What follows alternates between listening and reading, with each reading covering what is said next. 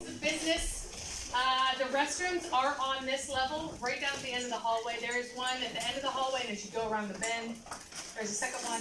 If it gets a little stuffy, feel free to open the windows, but if you open it, you better close it, because I'll forget. So thank you. Just real quick to introduce myself, I'm Cheney Nesmith. I'm the executive director here at the Way Station. We have been in East Palestine now. May will be 3 years for us here. We're celebrating 35 years overall. So we're in Columbiana, and then we have been, technically we've been in East Liverpool on and off for almost 25 years now. So a lot of different programs helping people get themselves out of poverty. We walk alongside them while they're on that journey, and we help them with the most basic necessities along that journey, along that path. So we were really put to the test with the train derailment, and we had so many volunteers in East Palestine and beyond that stepped up to help us distribute donations, manage donations, and we continue to assist residents with their needs. This was a great opportunity. So the Way Station has a direct relationship already with the Ohio State Extension Office. So I do personally want to thank them and Haley for agreeing to do this here. We have some programs that they come in at any time that we request them. Food and nutrition programs, things for the youth that we're working with. So it's been a wonderful partnership that we've had for a really long time with Ohio State Extension. So I wanted to briefly review what to expect tonight. So gain a fuller understanding of different environmental hazards based on the data that's been collected since the train derailment. We're also going to have the opportunity to ask questions about environmental and human health data, what was collected, what might be missing, and get feedback from experts who can offer an unbiased insight. We're going to discuss how we can use the information to guide future public health and environmental research to benefit our community.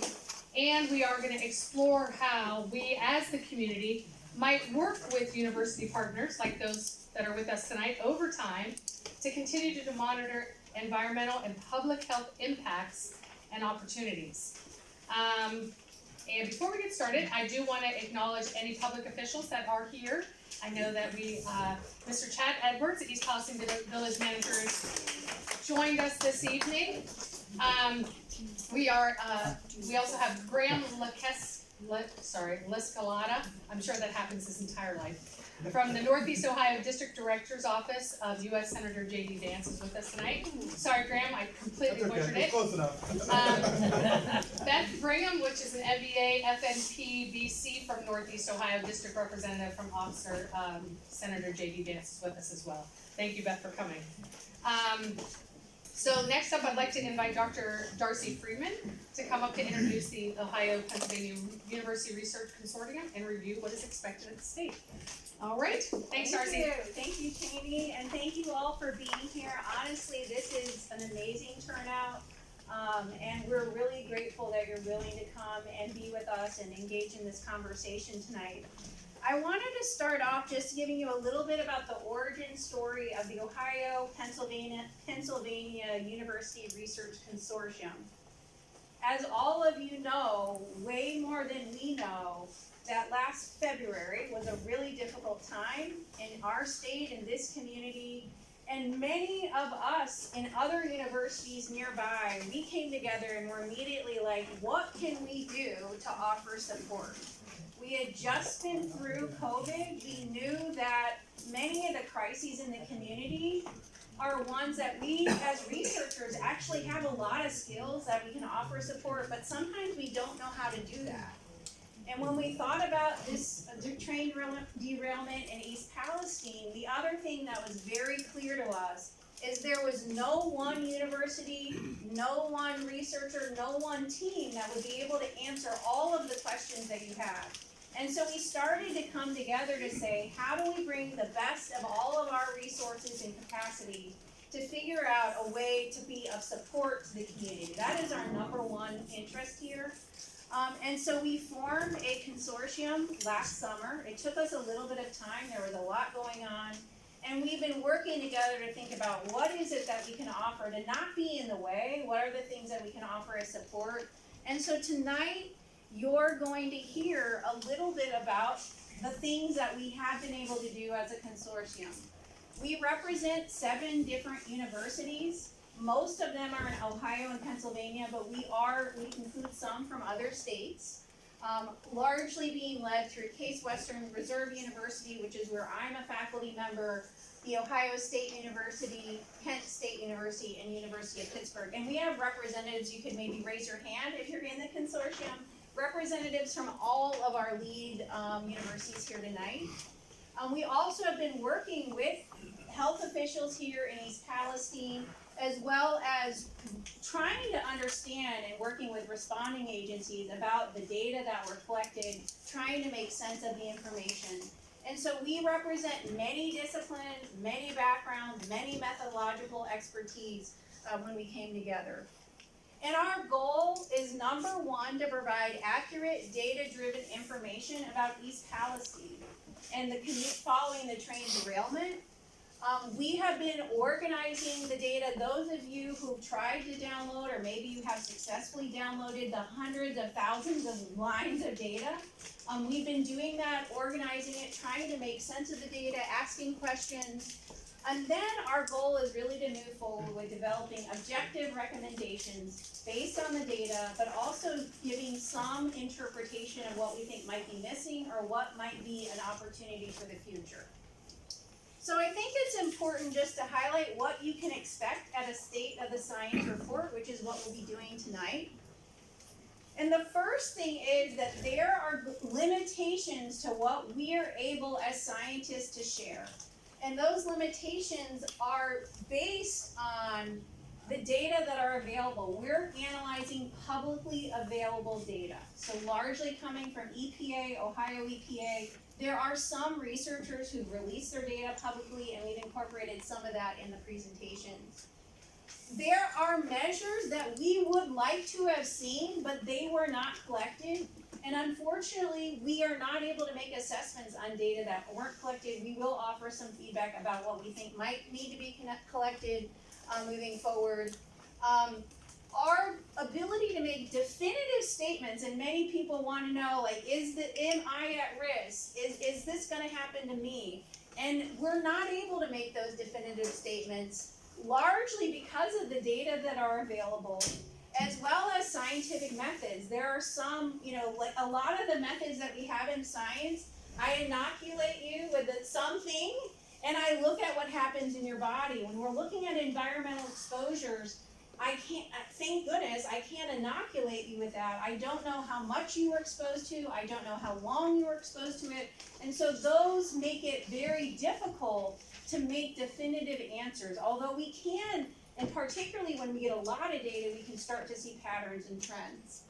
And the current data, I think it's important to note, many of us are here because we care about our own health or the health of our family.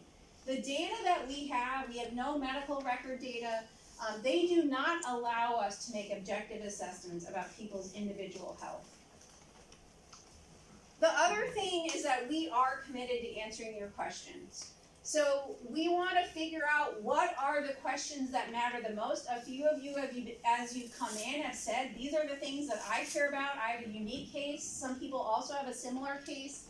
And in order to do that, there are a couple of things that are important to note. First, that to answer questions well, scientifically, we need to follow people over time.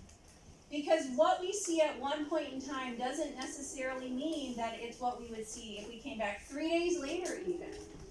We also need to include comparison. And COVID is a great example. If we had been studying something in COVID and we don't have a comparison, then we really don't know, was it the effect of something like COVID-19 or effect of something else. We also know that whatever is going to be done in terms of better understanding the impact of the train derailment has to align with your interests. It would require that people in the community want to look at those questions, And that we need to also be clear, there are some questions that are not answerable by science. And even some people have said to me already, what do I think about the class action lawsuit? And part of those, that answer is there's maybe a slight scientific answer, there's also ethical, moral, personal ways that you can answer that. Largely, we're gonna be focusing, on the scientific ability to answer those questions tonight. And so lastly, I just wanna highlight, in your packet, you do have a handout that has key terms. Some of our researchers will be presenting and sharing on their terms. And you'll be able to look at those. They're gonna, hopefully, we've really tried to make all the language accessible, but you do have a handout in your packet. So just to orient us, all of you know this timeline well, but I think it's important because you're gonna hear a lot of dates in people's presentations. On Friday, February the 3rd, the Norfolk Southern train derailed in East Palestine, Ohio, about a quarter-mile west of the Ohio-Pennsylvania state line. On Sunday, February 5th, 2023, there was the official order that all residents within 2 miles of the site were ordered to evacuate due to an explosion risk. On Monday, February 6th, there was the execution of a controlled vent and burn, and then on Wednesday, February 8th, the official lift of the evacuation order. So some of those dates are important to be thinking about as you think about when data were collected that you'll be hearing about tonight. So with that, I'd like to turn it over to Dr. Jeff Hattie. Dr. Hattie is a professor of soil science, soil management,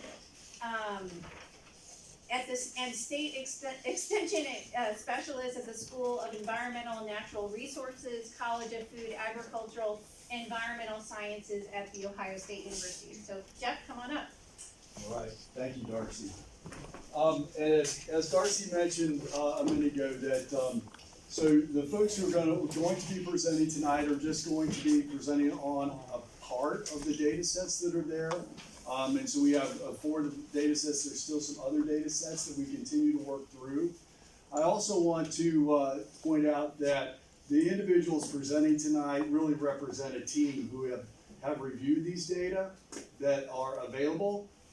Most of these data are data that has been collected under strict oversight, and so we know the procedures of the collection, we know those processes. We also have good understanding of the laboratory methods that were used, so that this data or these measurements are replicable over time.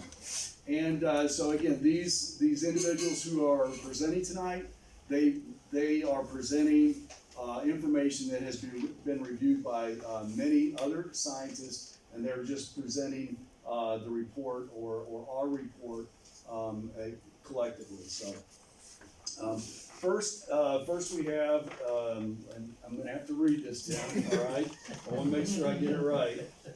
All right, so our first presentation is going to be on the outdoor air data. This is Timothy Shiselski. Okay. All right. And a research scientist in the Department of Population and Quantitative Health Sciences at Case Western Reserve School of Medicine. He has a doctorate in environmental health from the Harvard School of Public Health, an SCD from the Exposure Epidemiology and Risk Program, as well as an MD and an MPH, Master in Public Health, from the University of Virginia.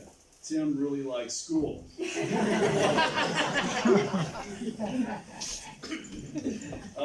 Tim worked at the Institute for Quantitative Biomedical Sciences at Dartmouth, and then has held a position on the Public Health faculty at Regis College before joining Case Western Reserve.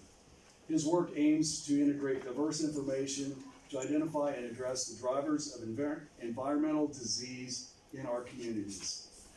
Tim? Thanks. All right. Thanks. Just thanks to everybody for coming, and hopefully I'll have a few things to say. Again, like Jeff said, we, you Nick? Just put Yeah, hold your questions to the end, and Yeah, let me do that. yeah, real yeah. quick. I failed to note that slide was next, so my apologies. Tim, put you on the spot. Yeah, so we do have a packed house tonight, and we want to be respectful of everybody's time, and we don't want to short anybody. So if you'll notice in your packet, there is a sheet, and there are some pens available if you need one, so you can jot your questions down, and we're going to do Q&A at the end. And so that way we have an opportunity for everybody to have their questions answered, as well as see all of the presentations. I don't see the mic, but this room's of such a size, I don't think we're necessarily going to need a mic. And if you can read your question, or you can ask it yourself, and then we're gonna ask it one question per person at a time, please. So with that, Tim, I'll add some time to yours. In your packet as well, there's a kind of a fill-in sheet. So if you have questions that weren't answered tonight, or resources you want us to email or send you, please make sure you write those down and get them to a consortium member before you head out. And we'll make sure we follow up with you, okay? There's also a little blank index card, so if you are watching one of these and you're like, I kinda wanna write down a question on this slide or this concept, that's just for jotting down notes. But there is a full page there to write multiple questions or resources if you want follow-up. Yes. And I will ask, is there anything else we need to clarify before we jump into the presentations? All right. You're up, Tim. Thank you. Okay. Yes. Thanks again to everybody for coming and for being interested. That's stuff you already know. It's the publicly available outdoor air data that I'm going to be talking about. But as Jeff said, several folks reviewed this data and added thoughts, and it represents the consortium. So, and a lot of the folks in this room know this already, but just to set the levels, thousands of outdoor air tests have been done. We tried to compare these data with levels of concern or reference concentrations. Basically based on scientific knowledge, current scientific knowledge about each chemical. And in general, these are set up so that the chance of health effects will increase as the concentration and the duration of exposure rises above that level. So, two important parts there. I think there's some limitations to thinking about it in this way. It's probably the best way we have, but there's some limitations. The levels of concern, or what science is telling us is dangerous, those levels change as we learn more, as we study more. And then there's the issue of there's not really a comprehensive list of all the chemicals that were present after the fire. There was a big list of everything that was there before the fire. But just to keep that in mind. And then there's this final issue that I think about sometimes is that we're really not that good with current methods, because it's very, very hard to sort of figure out what the combined effects of multiple things might be, and what if they happen in this order versus that order, what if they happen all at once. Obviously you can see how complex it can get. And then for, those levels of concern are for non-cancer effects. But cancer is sort of handled differently. There's really no levels of concern. We just decide if something's a carcinogen or not, and then you want to be exposed to the lowest level of that, ideally 0, but not often possible. And so there's no real threshold. And again, this is really challenging, but I'll talk about what we currently think as a consortium. So this first data set is the big one, US EPA, there's the link there. The samples were taken over a huge long period of time. 4th of February last year to the 16th of January this year. Over 15,000 samples taken from 96 sites, over 156,000 tests done on these samples, and other folks in the room, Mark Durnos here, he could probably tell you more, but I'm just trying to overview. EPA tested for 67 specific chemicals. And most of the samples were taken in the town where people live. Generally this is upwind, but winds blow in lots of different directions, and there were times it was downwind. But just for level setting. Second data set is much smaller. It's the Carnegie Mellon Texas A&M data. I don't know if folks have seen this in the literature, but it's a academic publication. They took some samples on 2 days, the 20th and the 21st of February, and they drove around in a mobile van. I don't know if anybody saw the van, but they were driving around. They evaluated areas both upwind, downwind, Pennsylvania, Ohio, but all on roads. And some of these areas weren't tested in these static EPA outdoor samples because they weren't testing on roads and they weren't driving around. But they did kind of an interesting test. They did a non-targeted test and allowed them to detect more than the 67 chemicals the EPA tested, but there's some drawbacks. The way this system works, you might be able to detect a peak where a chemical is, but you may not be able to definitively say what that chemical is. You just know that there's one there. So there are probably chemists in the room that could give a really good description of mass spec, but I'll glaze over it for now. Just to show you the details here, this is the derailment site and fire site, and here's the EPA samples. I don't think we have to talk about, there's different ways they sampled, so they get different colors, but you can see most of them are to the west. This is an example of what Texas A&M did on those 2 days. They were driving on roads, and there's the site there.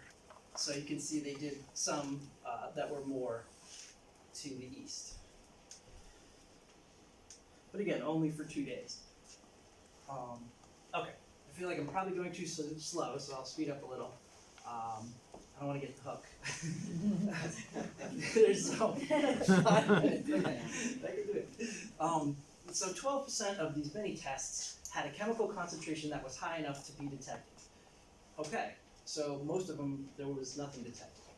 46 of the 67 chemicals were detected at least once, and the big one here from the train, vinyl chloride, the levels generally decreased and did not go any above any of the CDC ATSDR levels of concern for non-cancer effects. And I won't harp on this, but this is just a scatter plot showing you the levels, and you can kind of see over time they went down. There's some blips here in November of 2023, but in general they were going down through time.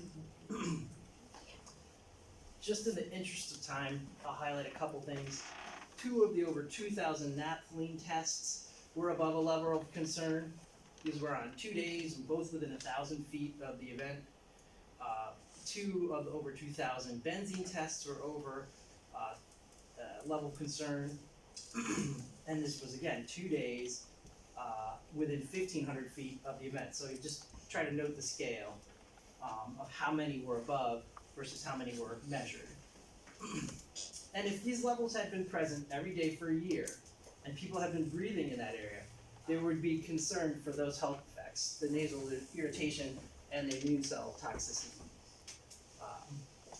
So digging a little deeper, we checked the other chemicals in Contox, which is a resource the EPA puts out. We also checked the ATSDR, minimal risk level lists, which is a CDC database, and acrolein levels were found to be above a level of concern. This is interesting because the academic group, the Texas A&M CMU group, also found that acrolein levels were high, but we'll get to that in a second. So the level of concern for this one is 0.04 ppb, so it's pretty low. It's represented here by the yellow line. And here are the different measurements. There were a lot of non-detects that didn't make it onto the slide, but the basic gist is, unfortunately, the test was not sensitive enough to find levels down here. So, again, it's very low level, but all of these detections, all these black dots, were within 3,000 feet of the incident on Taggart and East Main. Very quickly, carcinogens. A little under half of them were listed as carcinogens in terms of the detected chemicals. Other chemicals either haven't been studied enough or they have been studied enough and there's no evidence of carcinogenicity, cancer-causing effects. So again, our information is not complete on everything that causes cancer, but 21 of them we think do. So low levels of carcinogens are all around us. It's not really clear based on this information if the derailment-related chemicals could increase cancer risk. We don't know where people were. We don't know how much they were breathing. So just to sort of wrap this up, Texas A&M did find acrolein levels 6 times higher than local background, but they can't get an actual concentration from this approach they took because it's experimental. And you know, they detected a few other chemicals on those 2 days. They couldn't formally identify them. As I was saying, it's another drawback. Something's there, but we don't know what it is. And we obviously, if we don't know what it is, we can't compare it to anything the EPA did. So, take-home points. Acrolein can cause some of these irritation symptoms that have been reported, and Fred's going to talk about them. So, something to think about. Chemicals, were detected that can cause the symptoms. And there were some carcinogens there, but again, we don't have enough information to know how much of a risk that would add. Texas A&M's work confirmed that many of the chemicals, including vinyl chloride, were less than levels of concern. And there were some acrolein measures that were high to the northeast of town. EPA wasn't measuring there. And some chemicals were detected that cannot be identified. So, somewhat reassuring, but there's still stuff we don't know. Available measurements really don't allow currently for us to know long-term safety or risk. Levels of concern change, and we might learn more about these chemicals as we move forward. I think the most important stuff for today is like, what are we going to do in the future? And that involves obviously your input. What chemicals should we further monitor over time? And do we need a better way to respond to incidents like this? Do we have to maybe some sort of fast respond unit to get air monitoring protocols up and ready to go sooner? So that's pretty much all I have for my stuff, but there'll be more.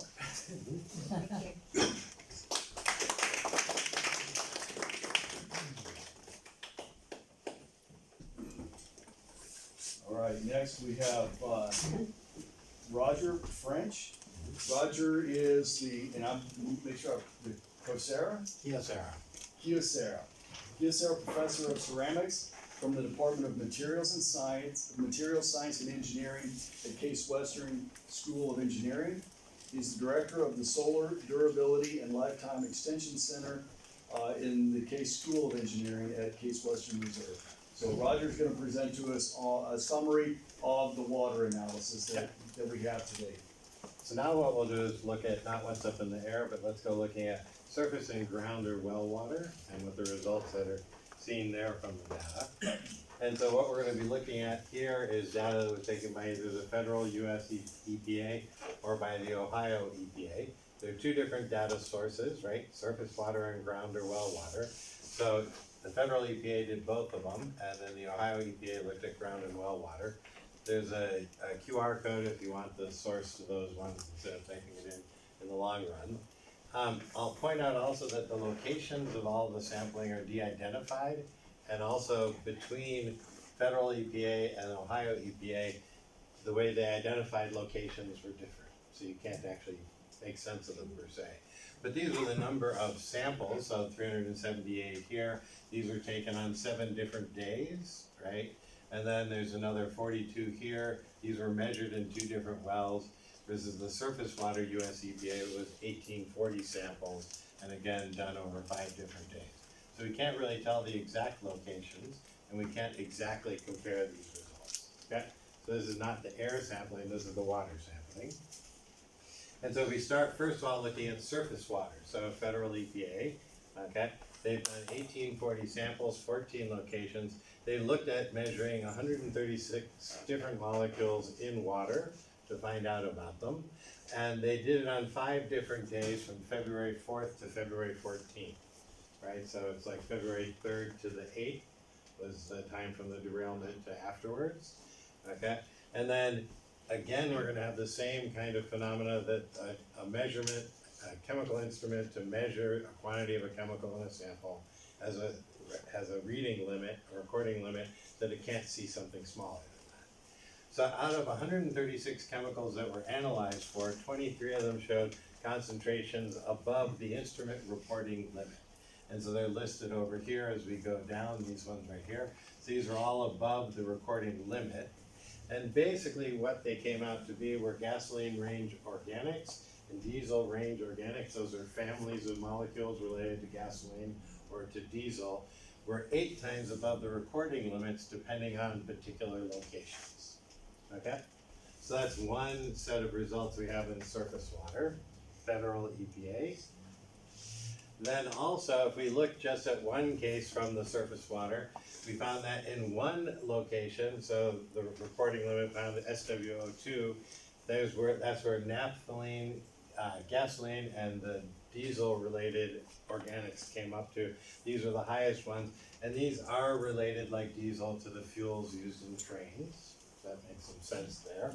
And we can start looking across them right here and find out the concentrations of the ones that were above the limits of sensitivity. So we can see this right here.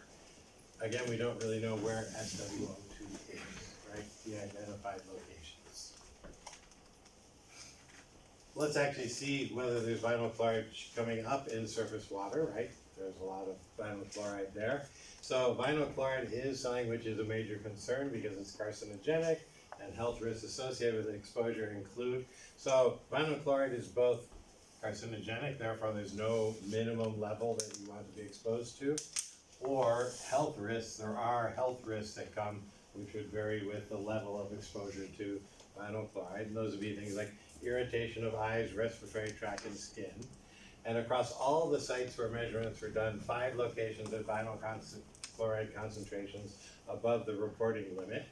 Okay, and SWO2 is that one we just talked about a moment ago, had the highest, and there were 100 times higher concentrations in SWO2 SR site versus SWO2 and SWO3. So here, basically, the number of occurrences above the instrument limit, and what that was is a vinyl chloride micrograms per liter concentration. So these are big numbers compared to very small numbers, right? There's a vinyl chloride for you. Let's switch now from surface water, right, to ground or well water. So here is where the federal EPA did 378 samples in 11 locations. They were analyzing for 38 different molecules, okay? And they did 7 days between December 5th, 23 and December 19th, 23. So that's rather long from February. So looking for what got into the groundwater, right? So down below. And then the Ohio EPA did a total of 42 samples, testing at 2 different labs, 14 locations, looking for 13. And again, looking at the time here, closer to the February 10th, 2023 out to January 16th, 24. When we look at the federal results, okay, so this is total organic carbon here, and then these are 2 ethylene glycol, these are 3 different molecules here. What we see is that most chemicals, there's a definition, so deep monitoring wells would be checking your aquifers that are very far down. Usually we don't think of these as being affected by what's on the surface of the ground, whereas a sentinel monitoring well or a shallow monitoring well could have things that seep into them. And so therefore, most of the chemicals for ground and well water were found at concentrations below the reporting limit, except for total organic carbon in a deep monitoring well. That is most probably unrelated to the derailment, okay? That's one of these deep aquifers, and just had total organic carbon high, so that's most probably unrelated. But in the sentinel monitoring wells, the 2 chemicals identified above the reporting limit were only detected on one of the 3 dates that these measurements were being done, okay? The concentration reported is below the hazard levels according to the EPA, and any data prior to and later than December 13th showed regular concentrations. So in our sampling ground and well water, not surface water, we seem to be being okay from these results. And then from the Ohio EPA, okay, so here what we have is different analytes, different molecules that are being tested for, and concentration is going in this direction. The increasing concentration is over here. Concentration above the reporting limits were found for these molecules right here. Some chemicals may be unrelated to the incidents, but even though the concentration are reported below the limit, they're still lower than the maximum allowable for drinking water, according to the Ohio EPA. So these are still very small concentrations in parts per billion for these results. So what do we learn from what's actually in the water, surface water or the well water? Surface water. Due to inconsistent measurements across different sites and dates, it's not possible to conduct a full analysis of each molecule that we might be interested in or caring about to draw definite conclusions. Vinyl chloride samples were not collected consistently across different sites and times, and an evaluation of chemical detection over time isn't possible because of that. And then in the ground and well water, test results from the combined and treated water from wells also did not show contaminants associated with the derailment. Ohio EPA samples show that the chemicals reported are below the maximum allowed concentration for drinking water. So there are a set of measurements. There aren't very many of them. In this case, it's not like the air sampling where we got a large set of data, right? And so these are what we can conclude about from here. But then what we have, so there's another way to look at this. Because this water data is sparse, okay, there's not very much of it, and it was hard to bring it together by locations and other aspects like that, we were unable to come to many conclusions by the existing data that we have. But this is an example from some of the research in our group where we're looking at all of Ohio using satellite imagery, and we can actually tell what's going on. So we both study satellite imagery for these kinds of information, but we can also see rivers, and all these spots here are the USGS stream sensors. And so we can actually use satellite data like this to find useful insights into environmental conditions. We don't have that data right now for East Palestine, but it's just an example. Since there is a lack of data for water measurements, then this is the kind of thing we can do. So we have been using this to date, using this to study, looking at combining different types of data to study, monitor crop health and crop growth in Ohio. And so on this page right here would be an example of us studying day by day through the year the growth of corn and of land use and corn in Ohio. And so it's an example, and that would be a QR code that would show you some of those kinds of results that we do. So it's information that could be used to understand, because of course the historical satellite data is still present. It's being acquired each day. And with that, thank you. Now I think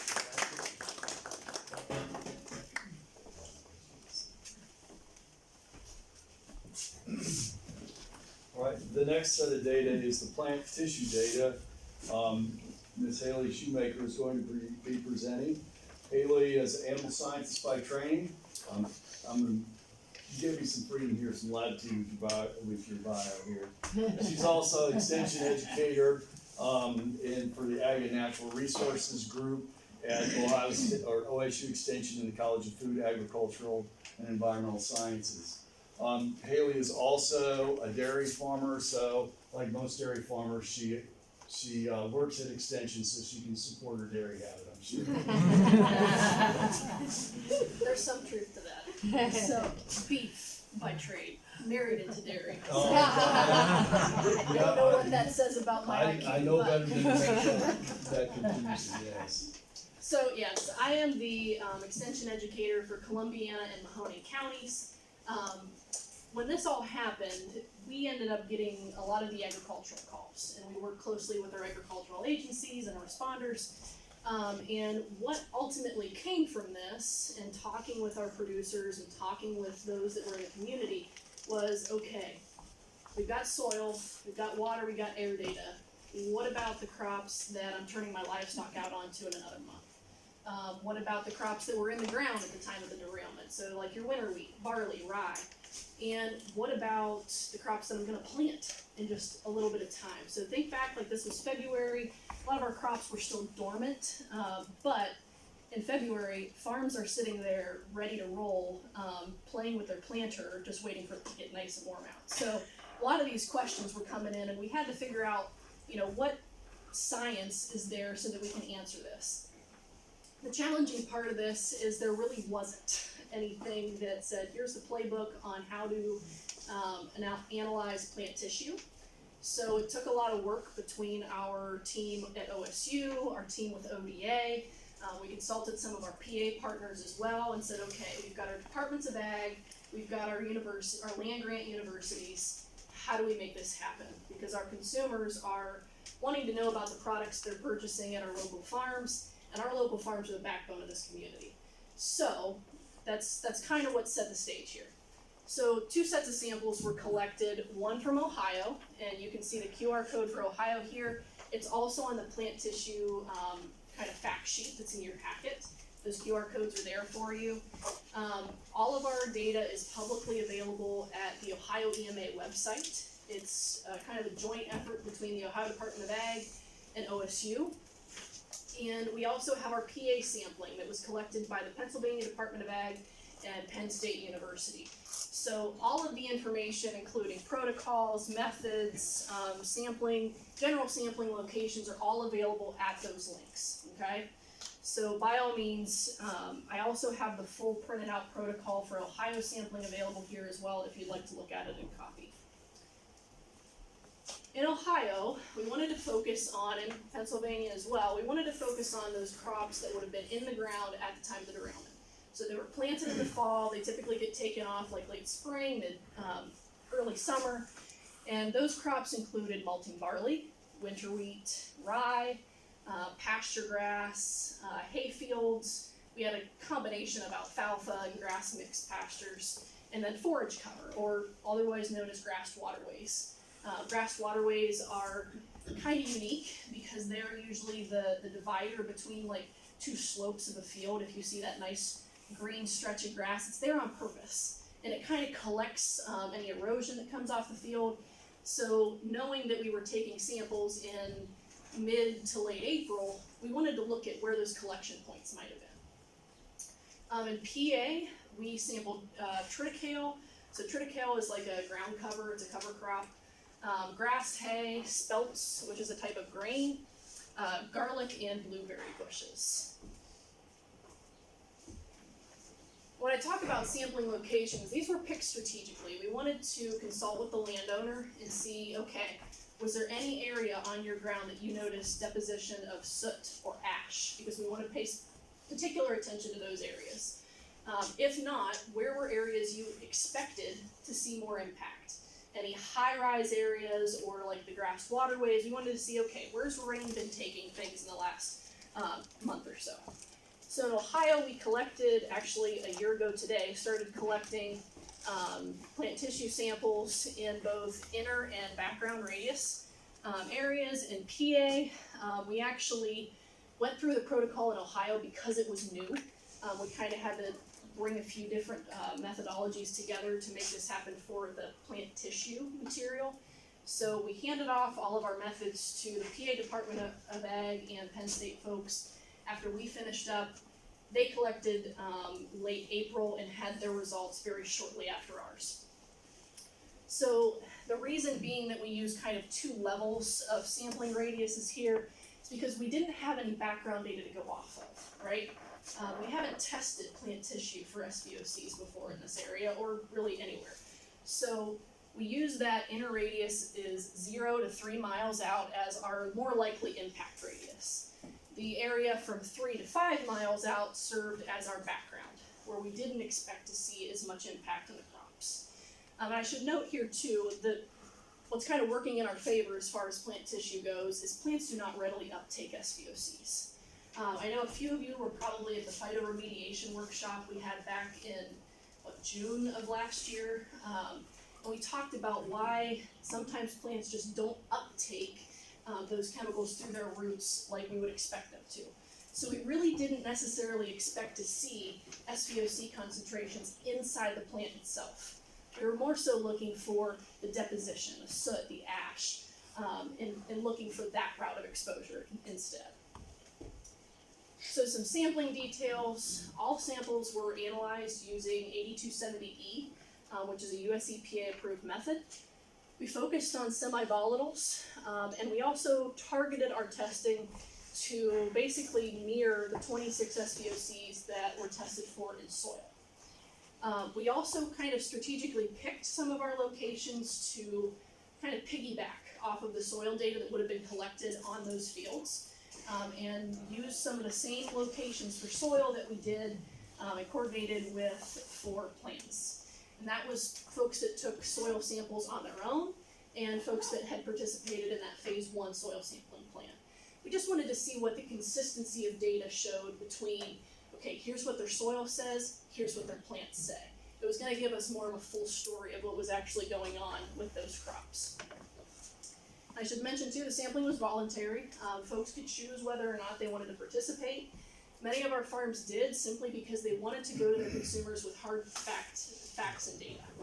They wanted to be able to answer those questions, and they wanted to know for themselves. In conclusion, we did mention, plants, to our favor, do not readily uptake SVOCs. They're kind of smart that way. They don't want to take anything up through their roots that could potentially harm them. So in Ohio, none of the 26 SVOCs were found above reporting limit within that inner radius, so that's 0 to 3 miles. In the background radius, so the 3 to 5 mile range, we did find one compound, which is benzodiafuranthane. It was above reporting limits, and this is much easier to see on your fact sheet than it is up here. In 2 of our 18 background samples, it was noted at between 0.28 and 0.37 parts per million.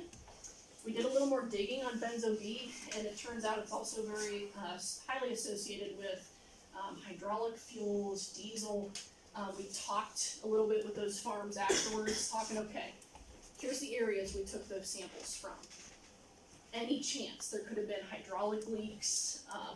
We use diesel and hydraulic fuel a lot in agriculture, whether it's with equipment, so on and so forth. They felt pretty confident that, yeah, there's a good chance we had like a fuel leak somewhere that could have found that way. But that's not to say that we didn't keep an eye on it. We were kind of going to start raising our red flag if we found anything above 1 part per million. We were going to go resample and keep remediating that area to find out more. Thankfully, we didn't see any of that in the inner radius where we expected to see more impact. In Pennsylvania, none of their samples came back with any SVOCs above reporting limits. So this is also, like I said, viewable on their website, but that was something that was reassuring to us and the farms that are producing those crops. As we move forward, we're going to keep engaging with our agricultural community, with our producers, with our consumers, and we're going to keep making sure we get the most accurate and relevant data out in front of our public and into their hands. At this time, any additional plant tissue sampling would be prompted if we found contaminants of concern in either groundwater or soil samples, and we now have the playbook. We know how to approach that plant tissue sampling protocol. So that is kind of the quick version of plant tissue sampling.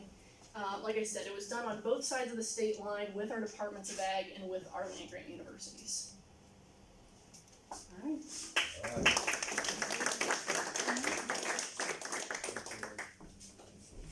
Next, looking at the human health data is Fred Schumacher. Fred is an associate professor in the Department of Population and Quantitative Health Sciences in the School of Medicine at Case Western Reserve. So, Fred? Thank you. And I think Fred's familiar to many of you in the community. Yeah, I recognize several faces here. So we talked a little bit about the different chemicals and the different modes of exposure. So, okay, that's great. So what's the impact on health, right? That's probably some of the baseline questions we really want to get down to. This is going to be a snapshot. So I'm not going to show you anything of like where you are on a probability scale or what is the safety or health hazards here. This is going to be a snapshot, and hopefully we can leave some messages about what we want to do going forward. right? And this is gonna not just be we, as I'm saying, the researchers of this consortium, but we as you as the community, based on some recommendations of what we've done previously in other health areas. So this is I know it's small, so apologize. I'm just going to walk through it quickly. This is just looking at Ohio and Pennsylvania, looking at 4 different counties, Columbiana and Mahoning, as well as Beaver and Lawrence. This is providing some background, because if you're going to understand what the impact is on health, you need a couple pieces of information. You got to understand the context that you're looking at, right? I can't find a disease such as breast cancer in an all-male, or you're not going to find uterine cancer in an all-male group, because that's not biologically feasible, right? So you need to know what the background is, whether distribution by sex, distribution by age. Also trying to understand differences by race. So this gives us a little sense of what's the context when we begin to interpret some of that data moving forward. The other thing you need to understand is what is the outcomes of interest, right? And what is the baseline that you looked at prior to the exposure, which was the derailment of 2023. So here I'm just kind of showing, this is from the county health assessment for Columbiana County. Dr. Vins and others was part of putting this together. This was based on sampling done in 2022. So the data itself is probably 221. And this provides some context of what was the cancer risk both in Columbiana County, and how is that compared to both the US, as well as peer counties across the US, which means things that are matched on those geographic factors that I showed earlier, based on race, age, and sex. And also, what does it look like in Ohio, right? And so I point out several of these, and I'm going to kind of focus just on a little bit on just the cancer side. And the reason I'm going to do that is not because we've been talking about carcinogenic drugs or chemicals, but just to think about, because cancer sets a really good tone of how some of the suggestions are moving forward. It's been a field since the 1973 on the war on cancer, of how we set up registries to understand if cancer demographics are changing. And this is going to be something we'll talk about going forward. The other thing that you want to think about is not just a snapshot, but also time trends, right? So this is looking at cancer data percent within the county of 2019 versus 2022, also high blood pressure and diabetes. You begin to look at how things have changed across time. So these are the key things that we have to kind of do and think about if we're going to understand the health impacts of any chemical on time, right? Is understanding where is our baseline and how do we move forward. And then the other thing is, when you get more specific, cancer is not a homogeneous disease. It's very heterogeneous. There's multiple cancer types. We all know that smoking is going to increase your risk for several cancers, primarily lung cancer, right? But breast cancer, not as associated with smoking. Skin cancer, much more associated with UV light and other risk factors. So we want to know the type of cancer, the type of health outcome, so that we can then narrow down and make sure we're not missing anything that's clustering together. So we talked a little bit about the known chemicals. I'm not going to go through this into a lot of detail. The point is that there's some acute, and then there's the chronic exposures. The acute exposures were well assessed, and we'll talk about those results using the ACE survey. The chronic is still undetermined. We haven't put into place the resources that are needed to make sure that this is going to be followed long term. And several of these chemicals, we know the health effects over long term based on some, no experiments, but maybe some mouse or animal models. We also know about them from other factories and other exposures. And we want to make sure that we're not missing any of these potential outcomes. Right now. So I brought up the ACE survey. So the ACE survey was primarily a way for any environmental disaster that happens in the US, is do we have a set protocol in place to be able to measure exposures and have a sense of the symptomology that might be leading to those exposures. You have to have that same set. You can't ask somebody, did you feel a fever today, and not have it confirmed in some way or have some sort of definition for that, right? This is to make sure that we then can look at the severity of the symptoms as well as the impact of those. Luckily, the CDC has had this toolbox in play for a long time. It's been done at a number of different environmental exposure sites, ranging from the World Trade Centers all the way to more recent ones with the hurricane and the Exxon Valdez spill in the Gulf. It's a way that people would then have a set tool to collect this information and move forward. So Ohio and Pennsylvania, this was performed by the ODH as well as in collaboration with CDC.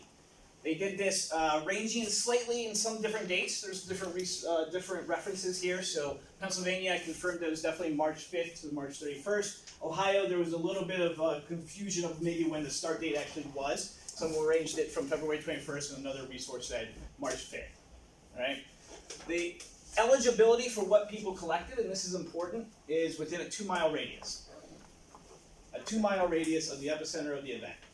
Right? We've already talked about Haley talked about outside the 0 to 3 radiuses within the inner, and then outside. We talked about the wind and the water, how that could be much further out. The other thing that it was limited to was first responders and the residents within that, and also adults. All right, so the adults were one of the primary focus here. So that's another limitation that we have for this current data. That would be a recommendation probably to move forward. Among those individuals that were collected, we had Ohio had 732 individuals. 198 of those, almost 200, were from first responders, and then another 500 from residents themselves. Pennsylvania obviously had a little bit less, particularly in both 114 first responders and 174 residents. So the first responders, these were mixtures of different individuals ranging from firefighter to police to hazmat to the EMS across the 2 different states. Primarily over half for both of those, Ohio and Pennsylvania, were firefighters. Interesting, the firefighters, the first responders also reported that they used any type of face protection, right? Any kind of mask. Now I think that was a very broad definition, but it ended up being only about 65% of firefighters used some sort of protection. And it was a little bit higher when you looked at all the other ones, about 70%. Right? Ohio had the most exposure, which made sense because Pennsylvania wasn't involved with the controlled combustion, at least according to the report out of Pennsylvania. They were only there for the initial response on the first and second day. So on the February 8th, when the controlled combustion, I'll use that however, but the combustion that occurred, that was not done with Ohio or Pennsylvania firefighters. So you wouldn't be surprised that if I just showed you the frequency of the counts of people who reported an exposure. I'm going to just say that Ohio, which is in red here, and the darker color is Pennsylvania. Apologize for the size. Ohio had the most for any of the exposures, and these are just counts. These could be people who experienced more than just one symptom. Obviously, you're not going to have just runny nose. You might have runny nose and a watery eyes. So these are grouped along the respiratory pathway, as well as the skin and the lungs. Okay? This data is all public. I'll be happy to share these slides with you. This is just the way that I consolidated them. The next one is the residents. Now, unfortunately, the data that's been released for the residents has been a little bit sparse. All right, so the only way I could look at this was by Ohio and Pennsylvania again, and these are percentages and categories looking from headaches to anxiety, right? So any stress that you felt, to fatigue, to some burning eyes and watery and burning eyes and pain in the eyes. And you can see again, Ohio kind of led that way. I'm going to talk a little bit about that, the way the sampling was done too. The last part was bringing it back to not just human health, but the health across maybe other canaries. So one thing they asked about was there any symptoms within pets or livestock, or any concerns that you have? So these are another way to think about as a possible pairing of like something that could be causing some long-term health impacts. The part I want to think about here and leave this message is, what do you do next? Because I really would say this is pretty limited on understanding what happened in a 1-month time span. Just 1 month. I'm sure there's a lot of people that could still be experiencing things. The exposures themselves were acute in the beginning, but now they're more chronic. We don't always know how the health effects might be when those chemicals are mixed with each other, or when they've had different combustion levels. Right? So we want to think about what is something that would move forward of understanding the health effects. And the reason I brought up cancer is cancer registries across the state have been well structured. So every state has to report the cancer diagnosis to their state Department of Health. That data becomes public record of just the counts and the frequencies to understand if cancer rates are changing. If any of you have heard lately, the risk of colorectal cancer is going much higher, much steeper for people under the age of 45. Right? That's because in every state across the country, except for like 2, we have required registries that report this information. So one way would be is to establish a long-term registry within this greater East Palestine area, right? Not just Columbiana County, but also thinking about the neighbors, because we know chemicals move.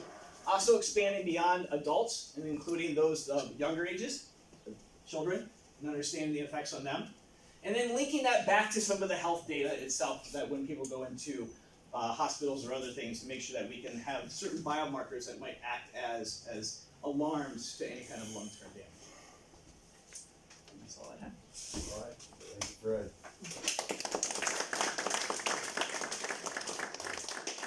Okay, and now, as we move into a time of Q&A, just want to remind everyone that as a group of institutions and faculty and researchers at those institutions, one of our goals with this consortium is to be here, to be an unbiased source, an unbiased resource of information that's out there for you as the public that we serve. And so, and that's how we have approached this. If you'll notice that much of the data that was collected is not data that was collected by individuals in this group. We're reviewing other data that are out there, and moving forward, there may be, some of us may be involved with those moving forward, but again, as a consortium, our purpose here is to be that unbiased resource for you as a group. And so these resources or the presentations that have been provided or given tonight, and some of the graphics, we realize there's a lot of detail. As you can see, there's a lot of data was collected. It's really hard to grasp it in one 10-minute presentation. And so we understand that. So please let us know. We will definitely share these with you and put that out there so it's publicly available. So just a couple of things as we move forward. All right. So with that, I'm going to open it up for questions for any of our speakers that you might have. I'd like to say too, Mark Durno had to leave, had a family emergency. So if anyone has a specific question that they would like further information specifically from the EPA, I'll gather that and make sure I get that to Mark. So if you want to make sure you include your contact information, he will absolutely reach out to you as well. All right. Thank you.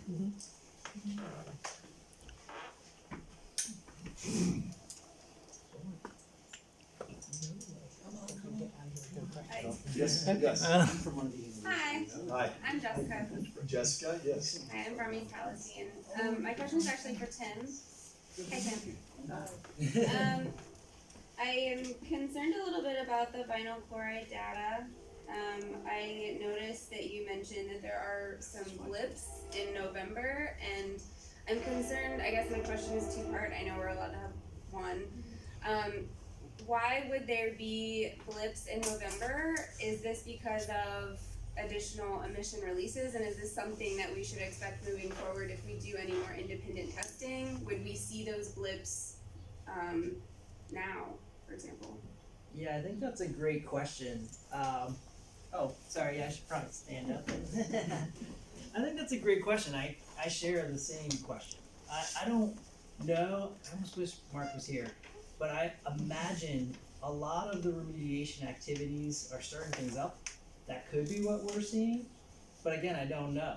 So if he were here, I'd say, do you know why those things happen? It's an important question, because if it happened, maybe it'll blip up again. I should note that all those levels, again, we remember that vinyl chloride is carcinogenic, but as was pointed out, all of those levels are below other health concern levels. So, I mean, it's a great question. I mean, I guess if it is being stirred up by, you know, the remediation, I know they're still doing remediation in the creeks. I'm not sure what's going on at the site, but I mean, do you think that we have a right to know when these blips are happening, since there is no safe level of vinyl chloride exposure? Yeah, that's another great point. I mean, I think if I'm looking at this data, if I lived in town, I would want to know exactly that, but I also know that the air data is no longer being collected. Exactly. So, I think it's an argument for continuing. That's, you know, that's me, not the consortium speaking. It's a good point. This is something we've been asking for, is more robust residential monitoring specifically, and it's been kind of fallen on deaf ears, unfortunately. But this, to me, like the blips, and then I have proof of some recent residential outdoor testing that did show levels of vinyl chloride, and so I'm just really confused why that, like, is there another emission source? What is that source, and how do we become notified of that? and prevent our kids from being exposed, or our pets, or ourselves. Yeah, I'll take that and run just a little, not too far, because I think other folks in the room might be able to speak better to how vinyl chloride may have gotten into the ground. Maybe it didn't. I don't know this data. And if it did, is that where it's getting released from? Is it getting released from aeration activities, remediation activities I don't understand or know? I think we want to know these things, and I think one of the caveats that I didn't add in my talk was I mentioned the trouble with, hey, we think this about exposure to one chemical. We don't really know about what it does to, in combination with other chemicals. But then there's the other aspect of our incomplete knowledge of what chemicals do overall. So I think when you take safety levels, you have to realize, we're just humans. We haven't done every test. So I wonder about what's happening to, say, younger children or embryos. They're different than adults, as every parent in the room knows. So these are things we don't know, but we should be probably concerned about. And that's me trying to put myself in a resident's shoes. Does that make sense? And thank you guys all for being here. We appreciate it. I can add some comment. Jessica, is that right? Yeah. Okay. And Jessica, you reminded me of something else I wanted to mention to you, is that this is really just the first 4 data sets. I know that we've got 2 others that we're working on heavily. One, that made me think about that, was the sediment data, which is going to be upcoming in the next time. I believe the next time we have an opportunity, as well as the soils data. And I think many of you know that the soil sampling was very extensive. So those would be upcoming data sets that we're currently evaluating and we'll be reporting on here and then that. Okay. I think one of you had a. Yeah, I just want to maybe add some thoughts about the beliefs you have concern. So vinyl chloride, they can have some other source in the environment as well. They are using like benzene or I know cigarette can also produce that. Also some degradation of the other contaminants can lead to that as well. So that's all a possibility.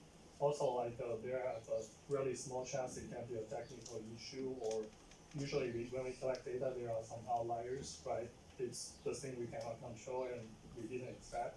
So that's all the possibility of that beliefs you have concern. But personally speaking, I won't have too much concern about vinyl chloride because their half-life is really short in all the environmental metrics like air, water, and soil.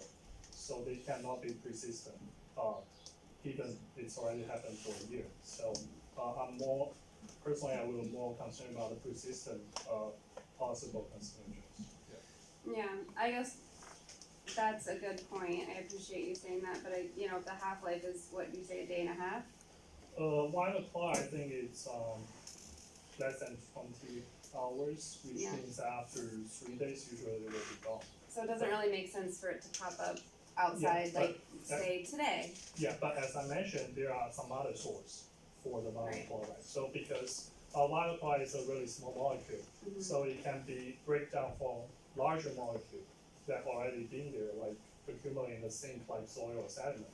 And after they release, they can break down, right? And it could be a possible reason for that generate the new vinyl chloride. But that's from, like, the derailment breakdown or from other things? Because vinyl chloride It's isn't really either ubiquitous in is the possible. environment. Either Is is possible, I'm not sure, yeah. it? Okay. Yeah. Yeah, I question. have a question about the water, the surface water. Yeah. With the sheen that we've seen in the surface water, sir, there was a vague thing about the gasoline and the diesel. Yeah. All independent testing, I know the 3 different independent testing shows that is benzene. Is that what is the vague thing with the gasoline and the diesel fuel? Yeah, so those would be, benzene would be one of the components that's also seen as being part of the diesel and gasoline related organic compounds. Those are families of compounds, and that would be related to the sheen that you can see in water. That also brings up some of the sampling discussion that we're having too, because when you sample out of a stream, let's say, there's an actual collection of depth of water. Then as you pull the cup back up, how much of the surface sheen is in the particular cup you pulled up. This is always one of these broad issues or questions in the sample water sample. Okay. You have to ask. Yes, maybe perhaps this is not a fair question, but in light of long-term thinking, something to think about perhaps. In the beginning, within like a week or so of the controlled chemical burn, that it was called, why was there not voluntary urine and blood testing available? Yeah, I know that's not a fair question, okay? But it's just something to think about, because if you're talking about half-life outside, what about the mixing inside the body with vinyl chloride? What about other covalent ionic bonds and stuff like that that maybe is beyond our thinking and stuff like that, however the body mixes these up. Then again, without urine and blood testing, some of this is a moot point. So that's probably your area there, I Fred. mean, I think it's a great question, and it's never been put into the playbook so far for any environmental disasters. You look at 9/11; it was also a delayed, multiple years, up to 10 years later, until some of the baseline measures were actually taken. I mean, the health survey, a quick questionnaire, we only acquired almost 700 people in Ohio in a 2-mile radius. It should have been expanded, and part of that should have been including blood samples from both those who had symptomology as well as those who did not. I think that's also clear to understand as well. You have to understand your denominator before you can interpret that numerator, right? And so you want to make sure that people who aren't experiencing symptoms are being included in those as well as those that are. Because otherwise you're just going to be looking under the searchlight at that point. But it's a great question, and probably, this is something in the U.S. that any environmental disasters we've had, either natural or from something more human related, there's not a collection procedure in place from either blood, urine, and basically the questionnaire is very brief, right? This is a survey that we've done. Yeah, but even the 9/11 first responders, a congressional act allowed them to have healthcare for life. So there was something that led to that, and it wasn't just an ACE survey. No, and that was a little bit different question, but what led to some of that was a little bit more politicking than was demonstrated of the health effects, right? So there was some long-term there was no large increase in cancer or other diseases that then they said, here's the insurance. It was something that was done beforehand, and then since then there's been some elevated, obviously, health effects. Why would the CDC stop the testing here as far as healthcare providers? Because if they're still saying that these, vinyl chloride showing up, and they said that we've been exposed to benzene and vinyl chloride, we know this, but we can't treat that, but we can treat the cancer that it causes. This is the concern that I have. It's. Yeah, I can't speak to the individual health providers or the systems in place. I mean, But we're going by the EPA and the CDC's data, which we all came to the conclusion, everybody knows that it's not all correct. I think there's, correct I think it's correct in what's being reported. How it was done was limited. But wasn't there decimal points that moved, that there was an internal investigation on the EPA, by the EPA? Oh, You know what I mean? So this data that you guys are working hard, and I appreciate everything that you're doing, don't think that I don't, but this data, we don't even know if it's right. So I think, I think in these questions is really useful things. We're just trying to do the state of the science, so we're gonna try and restrict ourselves to talking about technical facts, because that's important. But there's definite policy issues and other things like this at play, for sure. Well, Another that's why thing I premised too- when I said, I know this may not be a fair question. I just think wanted to bring that But up. it's an important question, I agree, I'm not complaining Her about it. question is I'm- huge. I agree with that also. So just one quick, just to that, if you look at cancer, it's the only disease registry we have in the U.S. that's required. The only one. There is no diabetes registry. There is no Alzheimer's registry. There are registries in place, but they're self-reported from the participants or the families of the participants or the patients who develop disease. Cancer is the only one that has decided to be this war on cancer, and this is why we have a pretty good idea of how some of the changes from risk factors to time trends to demographics affect those rates, right? Because there's long-term monitoring in place. You had to start in 1973, set up a baseline, have an infrastructure in place, moving forward, and now it's just common practice. Any physician who sees a new cancer case knows that there's a form they have to fill out and move forward. We don't have it for these other things yet. And this is just a really, a hole in our medical and public health systems. So unfortunately, I would love to answer your question. A little bit passionate about it because I think this is something that we should be doing. 9/11 should have been an I just example. wanted to raise that, I was Yeah. not expecting, anything definitive, like a correlational coefficient, you know, or something, you know, that nice and technical. I like that. I like the correlation. Well, I don't if it's mixing in my body. and Well, that I don't. Yeah, right. And I think this brings up a good point, I think, to realize is that, many of the samples that have been collected thus far in all of the different matrices, so air, water, plant tissue, sediments, etc. Most of those samples have been collected for the basis of monitoring, to quantify, is there an amount there? Which is different than what we tend to do to be able to answer some of these cause and effect. And those are some of the questions that I'm hearing asked are about cause and effect. And so that goes back to Darcy's example where we have a treatment, the treatment is imposed on the subject, whether that's a plant or an animal, whatever the subject is, so that we got some controlled conditions so we can evaluate or we can eliminate other factors that may have caused that response or lack of response. Does that make Back to the sense? methodology. Right, and so as we're interpreting this, so please don't, if we don't have an answer, realize that we're dealing with some monitoring data that wasn't established to answer research questions, although over the long term, we can begin to develop some research questions and not necessarily cause and effect, but we can begin to say, we're noticing some correlations here. And correlation isn't causation, though, so that's. Correlation isn't causation, but it also brings up good hypothesis. Yeah, and right there, and then we're gonna do Missy. Yeah, one thing I think that as we all look at different molecules, look, benzene, this, that, the other, and sometimes I don't have a good feeling for a particular molecule. But the other thing that you've heard here, so we split this out into air, water, and plant. Yeah. But also, we were all using SVOCs, was in the plant tissue, so those are semi-volatile organic compounds. And VOCs, the volatile organic compounds. And then there's a third one, which are the POPs, which are persistent organic products. Pollutants. Okay, so all of these molecules fall into these categories, these organic molecules. And to some degree, that allows you to start saying, oh, how much did we see in the air? How much did we find in the water? How much ended up in the plants? Right, so Haley was mentioning, for example, looking for things like soot and deposits, right, because of how plants work.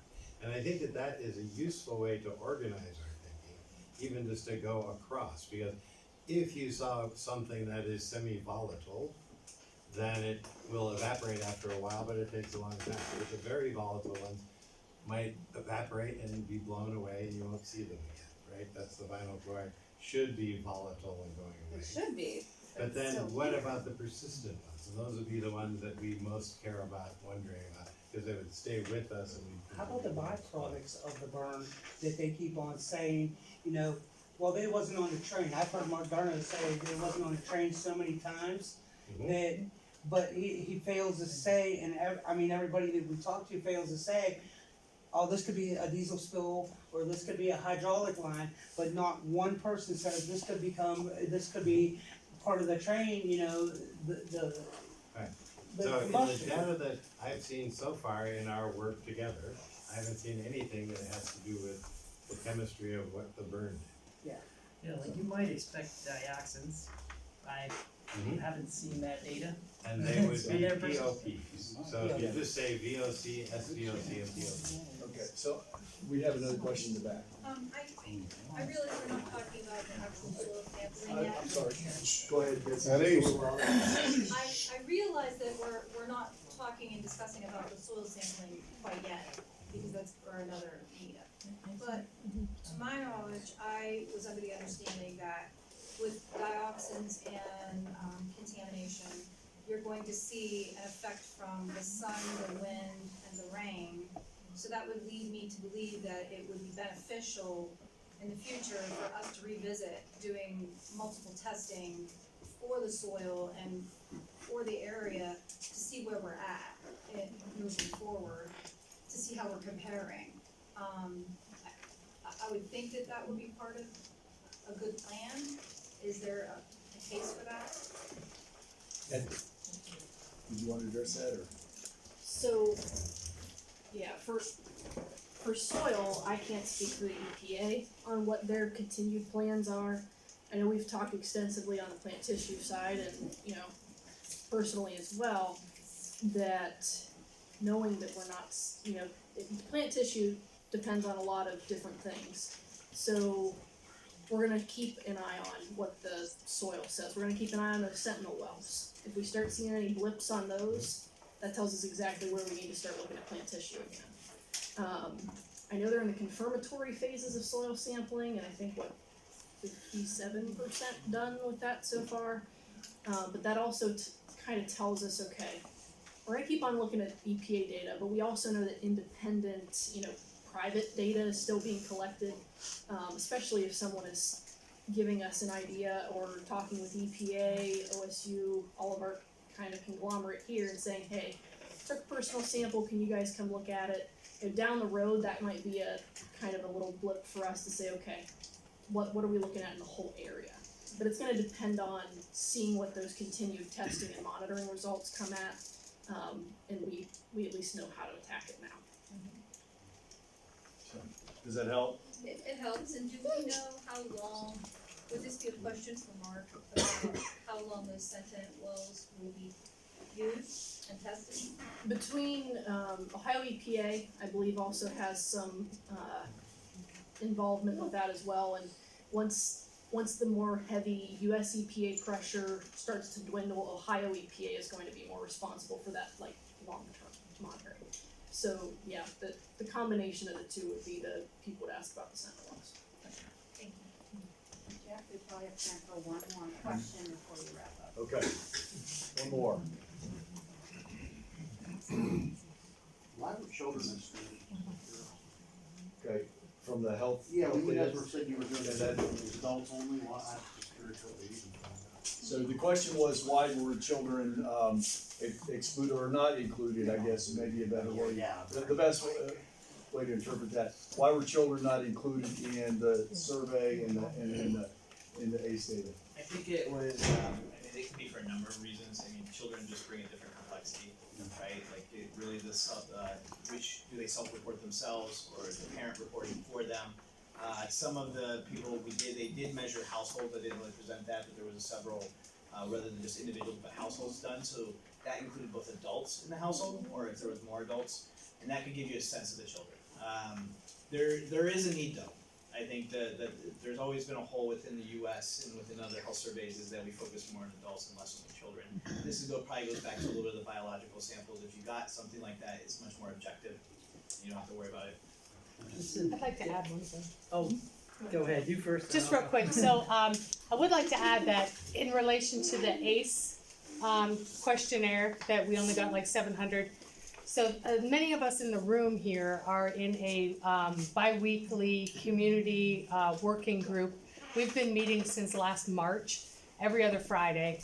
We meet with the EPA, the Ohio EPA, the EMA, nonprofits, faith-based organizations here in the community.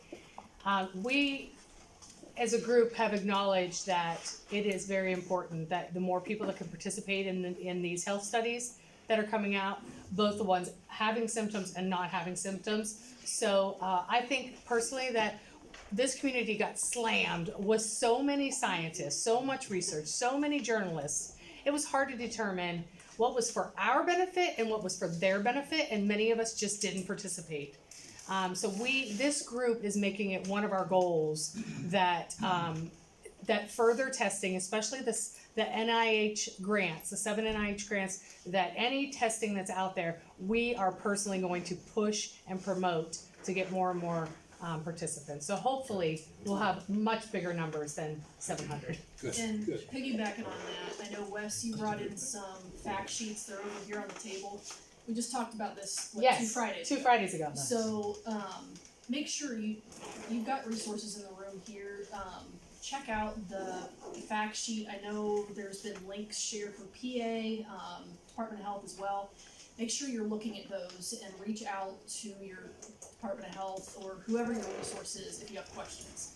We do wanna see a more robust response, especially with this second round of ACE surveys. So Just I'm one gonna quick- wrap with up that, real quick I'm and gonna- then we'll, Darcy. you guys can talk with any of us. I know some people said they have to leave right on time. So just first of all, thank you. Honestly, we didn't know, I told you the origin where we felt like we had an obligation to provide our support to the community. We didn't know what that looked like. We're not, most of us, except for Haley, are not really from this area. And so first, thank you for welcoming us, Cheney, for having us here. Thank you, Haley, in particular. She has been a very important part of our group, helping us figure out how do we make the best use of our resource. So thank you, Haley. Thank you to our speakers and presenters.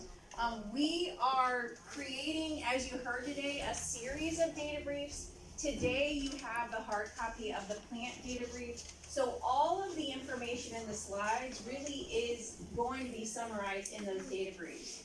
If you provided your email, you will get a message following with those as they become available. And we'll also begin planning those the final report out. So we have a couple of additional areas that we have data on, we're not quite ready to share. And we'll get a sense of how we wanna do that, a meeting like this or in another format. I also heard a lot of research questions tonight about, what's going on with the blips. Those are research questions. What's going on with water sheens? What's going on with, what does it look like to establish voluntary testing?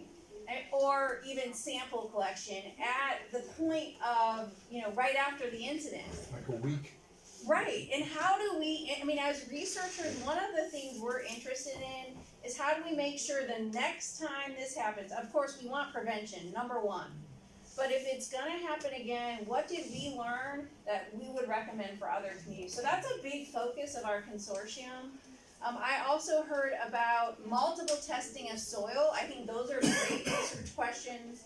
How do we integrate private data? We talked about private data. Maybe you have privately engaged a researcher. We have private medical data. There are a lot of health research is done through electronic health records. There's other ways to look at questions. And then also the issue of engaging children and understanding their experiences. So we're very much interested in, if there are questions you want to explore further, our next of this group is going to be dictated by what you would want. If we want to sit around and engage in conversations about additional questions you want to explore, we're happy to do that. We'll have some feedback after this meeting to help shape what that is. Tonight, you do have a couple of researchers in the room who are funded by those NIH R21s. So Fred, you heard from here. Fred is available if you'd like to talk with him and learn more. We also have Dr. Faraz and Dr. Peng right up here. They are available. Dr. Golem, who's with the University of San Diego, she has her flyer up here. And I don't know if we have any other researchers in the room that had flyers you wanted to share. And yeah, this team right here. So this right up here, come up, learn. There are opportunities to engage in existing funded research. There's also going to be opportunities to think about new research that you want to see in your community. So with that, I just want to say thank you, and we're available to talk and hang out afterwards. Thank you.